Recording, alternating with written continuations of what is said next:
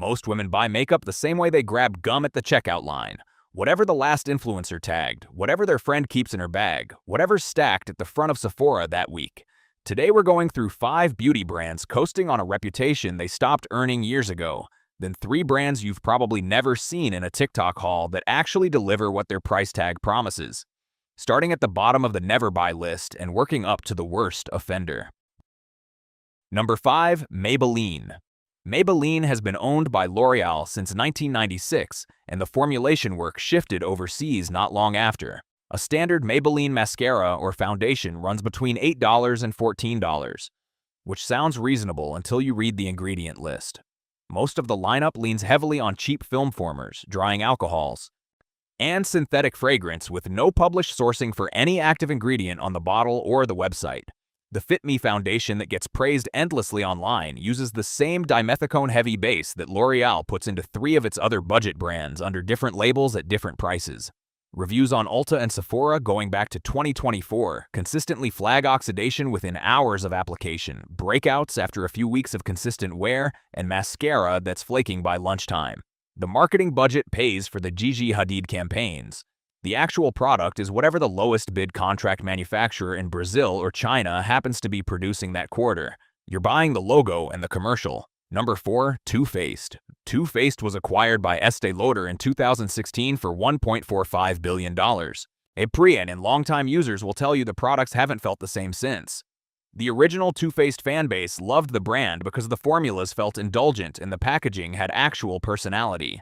The Better Than Sex mascara built the brand. The Born This Way foundation carried it for years, and both products still exist on the shelf today. Both have also been quietly reformulated multiple times since the acquisition, with no public announcement. The Better Than Sex mascara now uses a thinner brush and a wetter formula that flakes faster, according to long-term comparison threads on Reddit's beauty community. Better Than Sex retails around $29 and Born This Way around $42. The price didn't move. The packaging stayed identical. The formula is something else entirely now. And the brand has no interest in clarifying which version you're buying. Number 3. Urban Decay. Urban Decay was founded in 1996, bought by LVMH in 2000, then sold to L'Oreal in 2012. Each ownership change brought another round of cost-cutting. The Naked Palette, the product that defined the brand and probably sat in your older sister's makeup bag in 2013, has been reformulated at least 3 times since the original launch. Pigment payoff dropped first. Wear time got worse a couple years after that, and then the shimmer shades developed a chalky finish that wasn't anywhere in the original. A current Naked Palette still retails at $60. Original buyers post side-by-side comparisons constantly, swatching their old palette next to a new one, and the difference is obvious. Same name, different product. The Naked Heat and Naked Cherry follow-ups got reviewed as inferior from the day they launched. Urban Decay still sells the memory of being edgy in 1996. The brand quietly moved on from that quality level a decade ago. Number 2. NYX Professional Makeup. This one needs some context. NYX was founded in 1999, bought by L'Oreal in 2014, and now sits in basically every drugstore at price points between $5 and $15. There's nothing wrong with cheap makeup. The issue is how NYX presents itself. The brand uses the word professional in its actual name. The packaging deliberately mimics high-end European brands. The marketing leans on makeup artist credibility and influencer partnerships, and the in-store displays at Ulta are designed to sit visually adjacent to NARS and Mass. What you're actually picking up is contract manufactured product running through L'Oreal's cheapest supply tier, often produced in the same facilities as Maybelline, with the same fillers and the same shelf life problems. The professional label is doing all the work. Pay $5 for a $5 product if you want, but understand that's what it is. The premium framing is paint on a sticker. If any of these brands have burned you, drop the name in the comments so other people see it before they spend the money. And go ahead and subscribe while you're down there, because I've got breakdowns coming on skincare, hair tools, and the supplement industry queued up for the next few weeks. Worth your time if you've ever opened your bathroom cabinet and wondered where all your money went. Number 1. Charlotte Tilbury. Charlotte Tilbury sits at the top of the never buy list because the gap between what you pay and what's actually in the bottle is the widest of any brand on this list. The Magic Foundation runs $46. The Hollywood Flawless Filter is $49. The Pillow Talk lipsticks sit around $35 per bullet. The Magic Cream, The brand's flagship moisturizer retails for $100 for a 50-milliliter jar. Those are luxury prices, and the formulations don't come close to matching them. Independent cosmetic chemists have broken down the magic cream multiple times on YouTube and on blogs like Lab Muffin Beauty Science, and the active ingredients turn out to be a standard low-percentage hyaluronic acid base with some niacinamide and glycerin. Those are the same actives sitting in $15 CeraVe and La Roche-Posay moisturizers from your local drugstore. The Pillow Talk lipsticks have a wax and pigment formula that's basically identical to bullets selling for under $10. Charlotte Tilbury was sold to Puig in 2020 for over $1 billion, and the pricing structure has only crept upward since. You're paying for the rose gold packaging, the celebrity makeup artist origin story, and the marketing campaign. The product inside is not a $100 product. The branding is. Now, 3 brands that actually justify what they charge. Hidden Gem 1. Welleda Skin Food. Welleda was founded in 1921 in Switzerland by a physician named Rudolf Steiner and a chemist named Ita Wegman, and the company still operates out of those same Swiss headquarters today. Skin Food itself launched in 1926, and the formula has not been meaningfully changed in nearly 100 years. The ingredient list is short and traceable. Organic sunflower seed oil, pansy extract, calendula, chamomile, and rosemary, all sourced from Welleda's own biodynamic farms or from contracted organic growers whose locations are listed publicly on the company's website. Welleda holds NATRU certification, which requires independently audited supply chain transparency for every ingredient that goes into a product.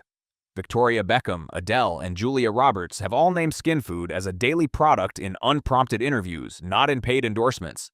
A 75-milliliter tube retails for around $22.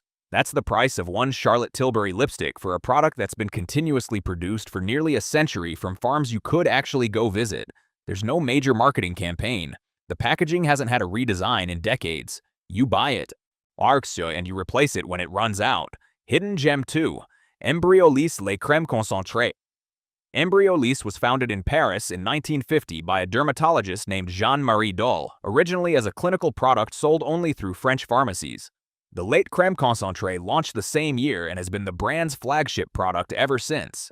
It became famous backstage at Paris Fashion Week through the 90s and 2000s, not because of a sponsorship deal, but because makeup artists working Chanel, Dior, and Givenchy shows kept reaching for the same blue and white tube to prep models' skin before camera. The formula is simple: shea butter, beeswax, soy proteins, aloe vera, in a base that works as a moisturizer, a primer, and a makeup remover depending on how you use it. A 75-milliliter tube costs around $28 in the US, and it's still sold primarily through pharmacies in France for under 15 euros. There's no influencer seeding program. There's no celebrity face. The product has worked the same way for 75 years, and the price reflects what it costs to manufacture, not what the market will quietly tolerate paying. Hidden Gem 3. Vintner's Daughter Active Botanical Serum. Vintner's Daughter was founded in 2012 in Napa Valley by April Gargiulo, who came out of a winemaking family and applied vineyard production logic to skincare. The brand sells one serum and one face oil. That's the full product range.